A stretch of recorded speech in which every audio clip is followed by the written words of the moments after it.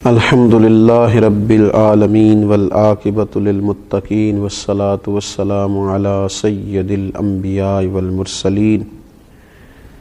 اما بعد اعوذ باللہ من الشیطان الرجیم بسم اللہ الرحمن الرحیم لا تحسبن الذین یفرحون بما اتوا ویحبون ان یحمدوا بما لم یفعلوا صدق اللہ العظیم اللہم صلی علی سیدنا و مولانا محمد معدن الجود والکرم وآلہ وصحبہ وبارک وسلم اللہم صلی علی سیدنا و مولانا محمد معدن الجود والکرم وآلہ وصحبہ وبارک وسلم الصلاۃ والسلام علیک یا سیدی یا رسول اللہ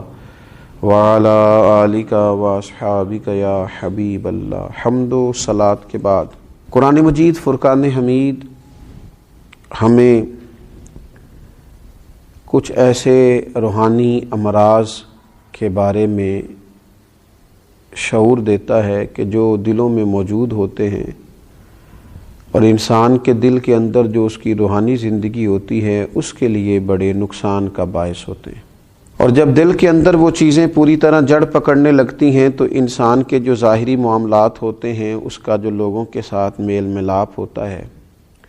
اور اس کے جو تعلقات ہوتے ہیں اس پر بھی اس کے وہ روحانی مسائل اثر انداز ہوتے ہیں۔ یہاں تک کہ نہیں،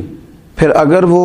مسائل اسی طرح برقرار رہیں تو وہ جو نیکی کے کام انسان کرتا ہے، اپنی زندگی میں خیر جمع کرتا ہے، اللہ تبارک و تعالیٰ کا بندہ ہو کر، نبی اکرم صلی اللہ تعالیٰ علیہ وسلم کا امتی ہو کر وہ دین کے رستے پہ چلتا ہے، تو اگر اس کی روحانیت میں بگاڑ ہو تو وہ چیزیں اس کو وہاں بھی تکلیف کا باعث بنتی ہیں اور اس کے نیک اعمال پر بھی اثر انداز ہوتی ہیں۔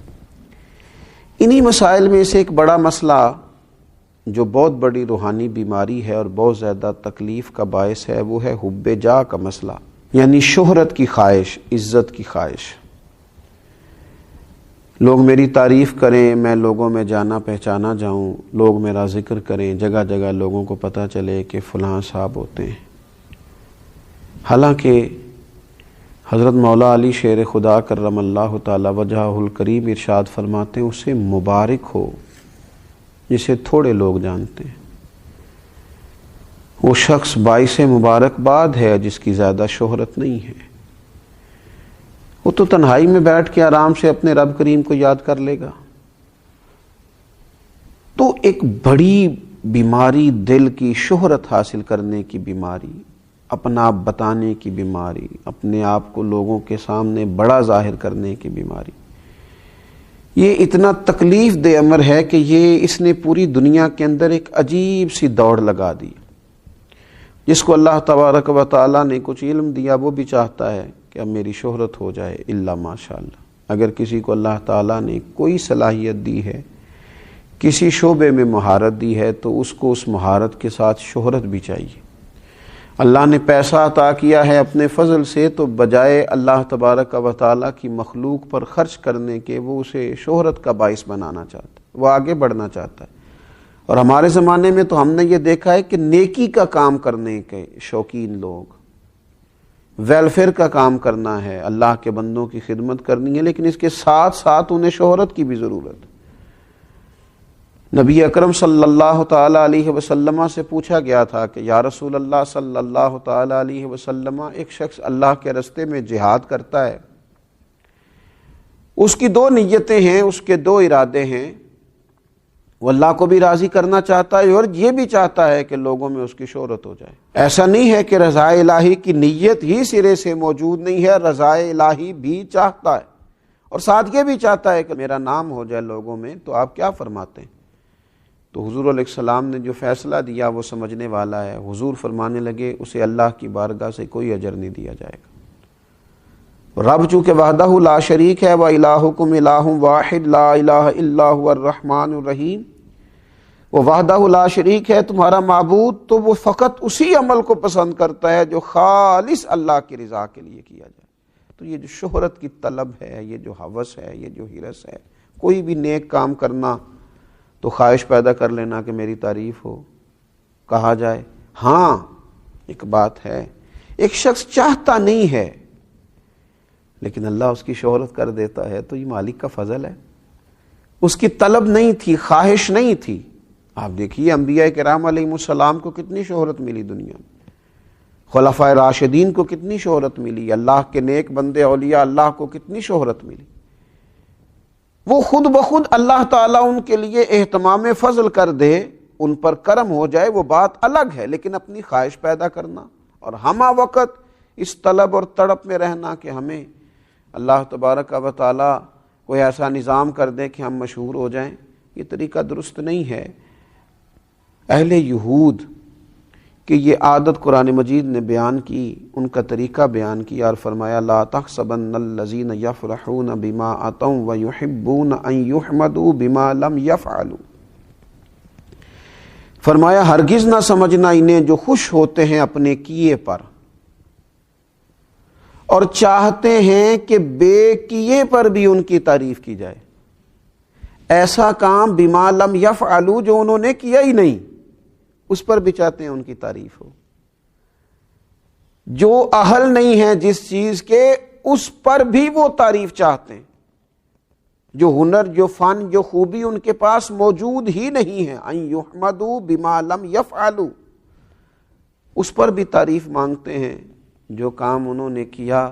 نہیں ہے۔ آپ دیکھیے نا، یہ ہمارے ملک میں آپ کبھی نظر دوڑا کے دیکھیں تو ڈھیر سارے لوگ ایسے ہیں جو بہت سارا کریڈٹ اپنے کھاتے میں ڈالنا چاہتے ہیں، حالانکہ وہ کام انہوں نے کیا ہی نہیں۔ پیسہ قوم کا لگ گیا، محنت کسی نے کی، اور تختی لگانے کی باری آئی تو ہر شخص اپنا کریڈٹ لینا چاہتا ہے، وہ کہتا ہے اس کو میرے کھاتے میں ڈال دو۔ اہل یہود کا طریقہ بتایا اللہ تعالیٰ نے، اللہ مسلمانوں کو اس سے محفوظ فرمائے۔ فرمایا کہ وہ جو نہیں کیا بے کیے پر بھی تعریف کرنا چاہتے ہیں، فرمایا ایسوں کو ہرگز عذاب سے دور نہ رکھا جائے گا، ایسوں کو ہرگز عذاب سے دور نہ جاننا، وَلَهُمْ عَذَابٌ أَلِيمٌ، ان کے لیے دردناک عذاب ہے۔ یہ عذاب کے مستحق ہیں اللہ کی بارگاہ میں۔ میرے نبی اکرم صلی اللہ تعالی علیہ وسلم نے فرمایا انسان کے لیے برا ہونے کے لیے اتنا ہی کافی ہے کہ لوگ اس کے دین یا دنیا کے معاملے میں اس کی طرف انگلیوں سے اشارہ کریں، یعنی اس کی تعریف کریں، البتہ جسے اللہ محفوظ رکھے۔ فرمایا یہ تو برا ہونے کی علامت ہے کہ لوگ تیری تعریفیں کرتے پھریں، وہ جو تو چاہتا تھا، اگر تو چاہتا تھا، اس کی شرح میں شارحین نے لکھا اگر تو چاہتا تھا میری تعریف ہو تو پھر یہ تیرے برا ہونے کی علامت ہو گئی تیری تعریف۔ اور ایک حدیث پاک میں فرمایا کہ نبی پاک صلی اللہ تعالی علیہ وسلم نے کہ کچھ لوگ اپنے اعمال لے کے قیامت کے دن اللہ کی بارگاہ میں حاضر ہوں گے تو رب فرمائے گا ان سے جا کے اجر لو جن کو دکھانے کے لیے کرتے تھے، میرے پاس تو تمہارے اس عمل کا اجر موجود ہے جو تم نے میرے لیے کیا تھا، جاؤ جا کے ان سے اجر لو۔ حضرت مولا علی شیر خدا رضی اللہ تعالیٰ عنہ فرماتے ہیں خرچ کرو لیکن شہرت نہ چاہو، اپنی شخصیت کو اس طرح بلند نہ کرو کہ تمہارا ذکر کیا جائے اور لوگ جانیں، بلکہ اپنے آپ کو چھپا کے رکھو۔ اسی کسے دے کچھ بھی نہ لگ دے، نہ کوئی ساڈا دردی، اپنے آپ کو چھپا کے رکھو، خاموشی اختیار کرو، اس طرح کہ تم محفوظ رہو گے، نیک لوگ تم سے خوش ہو جائیں گے اور بدکار تم سے ناخوش ہو جائیں گے۔ فرمایا یہ کام کرو، ان کو اپنی زندگی کے اندر طے کرو۔ ایک بزرگ گزرے ہیں حضرت ابو الحسن محمد بن اسلم توسی رحمۃ اللہ تعالی علیہ، حضرت ابو عبداللہ رحمۃ اللہ علیہ فرماتے ہیں کہ میں ان کے ساتھ 20 سال تک رہا ہوں، میں نے انہیں صرف فرائض اور واجبات ہی ادا کرتے دیکھا ہے، وہ فرض نماز پڑھتے، واجبات ادا کرتے اور وہ اپنے حجرے میں چلے جاتے۔ 20 سال کے بعد سمجھ آئی کہ یہ وہ شخص ہے جو گھنٹوں اپنے رب کی عبادت کرتا ہے، یہ وہ شخص ہے جو گھنٹوں بیٹھ کر تلاوت قرآن کرتا ہے، حضور علیہ السلام پر درود و سلام عرض کرتا ہے، لیکن 20 سالوں میں نے انہیں جتنی بھی عبادت کرتے دیکھا، چھپ کے کرتے دیکھا۔ پوچھنے والے نے پوچھا تو فرمانے لگے جس کے لیے کرتا ہوں وہ دیکھتا ہے، جس کی رضا کے لیے کرتا ہوں وہ آشنا ہے، اور میرے عمل سے بھی آشنا ہے اور میرے دل کی کیفیت سے بھی آشنا ہے۔ یہ جو شہرت کی خواہش ہے، آپ یقین کریں جب آدمی مشہور ہو جاتا ہے تو وہ تو بہت سارے ایسے کام بھی نہیں کر پاتا جو اسے کرنے چاہیے، بہت سارے ایسے رشتے